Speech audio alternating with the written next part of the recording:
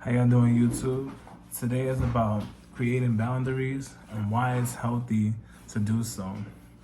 A little bit about myself. For a long time, I was unable to create boundaries, and ultimately, I was unhappy with the things I was doing. Right? Like, for instance, I was people pleasing. I was doing things that satisfied others.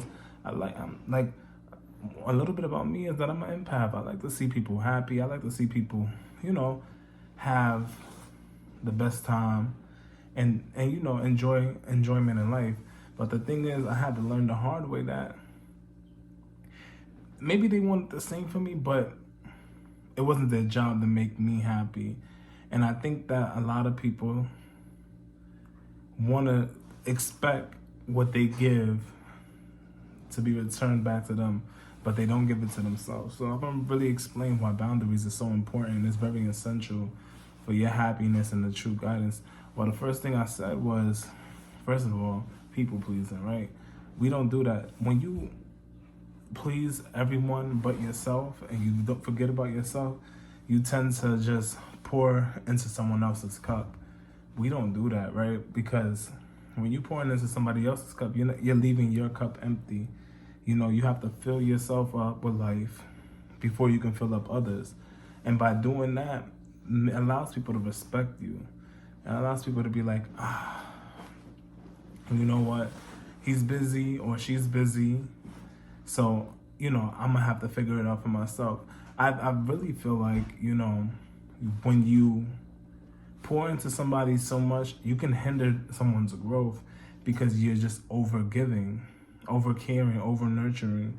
So you have to allow a person to make that, even if you know they're making mistakes, even if you know that they're doing something wrong, to make those mistakes so they can improve their lifestyle because they got to want it for themselves.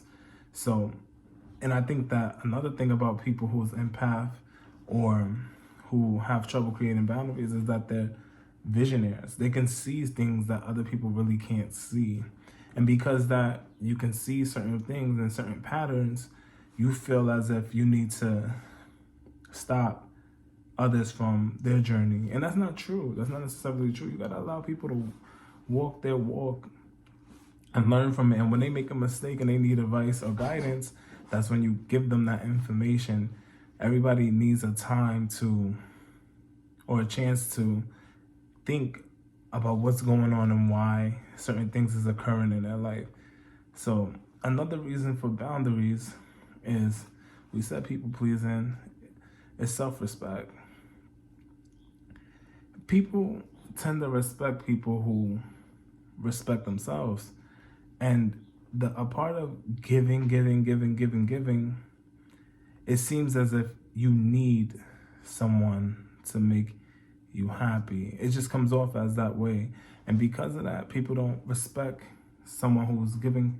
Even if it's crazy though, they'll respect somebody who's treating them bad, but they don't respect the person who's treating them good. Why they don't respect that person? Because they're not respecting themselves, or they're not pouring into them, so they're not showing the universe that it's me first and me and then them. You know what I'm saying? And because of that, people tend to take that for granted. I'm not saying you can't love and care for somebody. I'm just saying that you have to love and care for you first, and then be like, look, I'm doing X, Y, and Z, but this is what I can do. Take it or leave it. And people tend to be like, you know what?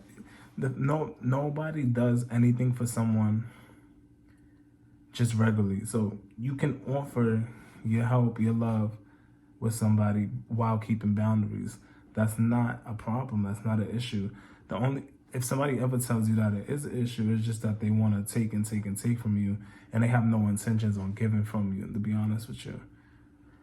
Another boundary. So I said self-respect. I said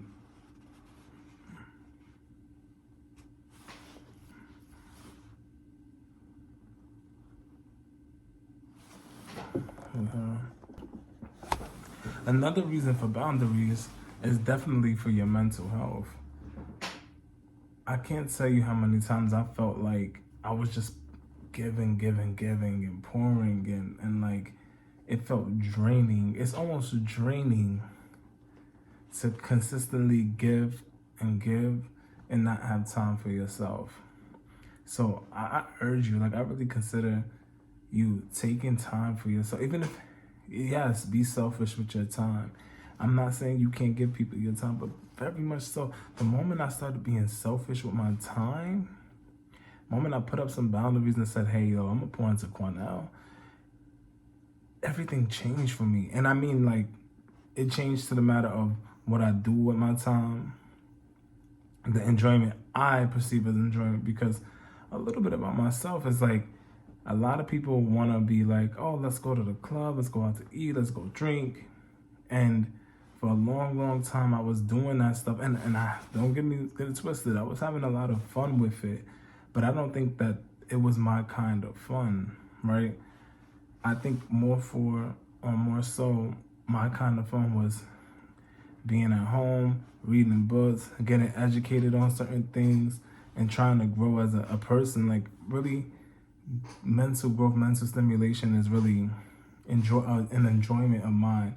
And certain people that I was around, they didn't get the same amusement from growth or self-help books or whatever as I did. So in actuality, I was adjusting to who they were and not vice versa. And I'm not saying that, people have to be similar. I'm just saying that you have to be on the same wavelengths, because it's energy. You attract what you are. So if I become better, naturally I'm gonna attract better in my life. But if I'm resonating on a certain level and I keep showing the universe, hey, look, this is me, this is who I am, this is who I want to be, I can't expect for any growth to occur within my life. I just want y'all to understand how important creating boundaries is.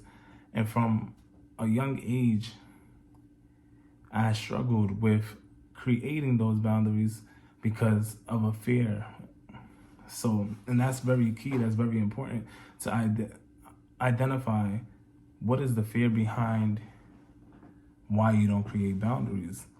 I believe my fear was, me being a little open with y'all, is a simple fact that I wasn't really close to my family, because I believe that our energies was on two different levels from a young age, right? So I couldn't seek the energy I wanted out of them because they weren't on the same level as me. And I was like, oh, no, that's not the energy I need.